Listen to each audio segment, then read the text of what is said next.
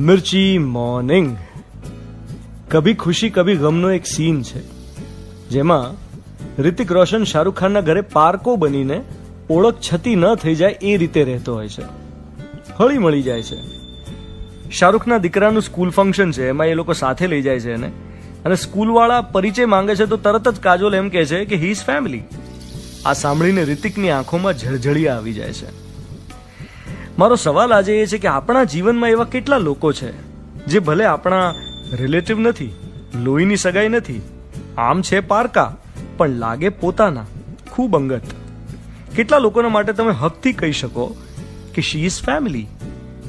Like a family member નહીં, હો, એવું નથી કહેવાનું કે he is like a family member. No, like a family member નહીં, ફેમિલી મેમ્બર જેવા છે એવું નહીં, ફેમિલી મેમ્બર જ છે. ભાઈથી એ વિશેષ છે, દીકરીથી એ વિશેષ છે. આ સંખ્યા જીવનમાં જેટલી વધારે એટલા તમે સુખી. તમારો આનંદ અને દુઃખ બંને વહેંચવા માટે જેટલા વધુ લોકો તમારી પડખે ઊભા રહી શકે, જેના ખભે હાથ મૂકી શકાય, માથું ઢાળી શકાય, ઠલવાઈ શકાય, એવા જેટલા લોકો વધુ એટલા તમે સુખી. કોઈ બાળપણનો દોસ્ત હોય, સોસાયટીના ફ્લેટના પાડોશના મિત્રો હોય, કે કોઈ સ્કૂલ ફ્રેન્ડ હોય, કોલેજ ફ્રેન્ડ, જેની સાથે આજીવન દોસ્તી, લાઈફ ટાઈમ એવી ફ્રેન્ડશિપ થઈ ગઈ હોય કે કોઈ પડદો જ ના હોય, જે મનમાં ચાલતું હોય કહી શકાય. જે સંબંધો આપણને જન્મથી જ મળ્યા હોય સગા તરીકે, અને જે સંબંધો આપણે જાતે બનાવ્યા હોય આપણી ચોઇસથી, દોસ્તીના, એમાં તફાવત હોય છે.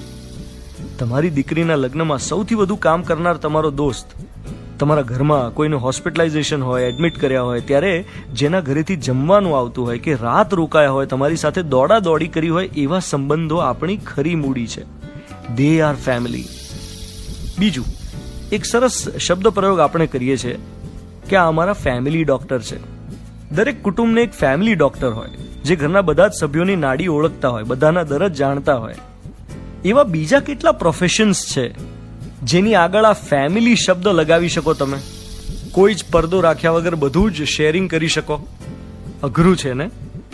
અને એક ત્રીજી વાત, તમે ધ્યાનથી જુઓ, આ લોકડાઉન દરમિયાન જેમને કોઈ તકલીફ પડી હોય, અચાનક હોસ્પિટલ દોડવું પડ્યું હોય, અચાનક કોઈની તબિયત બગડી હોય, કોઈ ગુજરી ગયું હોય, એ સમયે પહેલો સગો તે પાડોશી. આ કહેવત સાર્થક થઈ છે.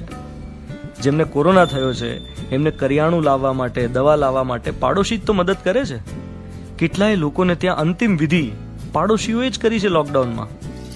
બહુ નસીબદારો એ લોકો જેમના અંગત વર્તુળમાં અંગત દુઃખ વહેંચી લેનાર ઘણા બધા લોકો હોય.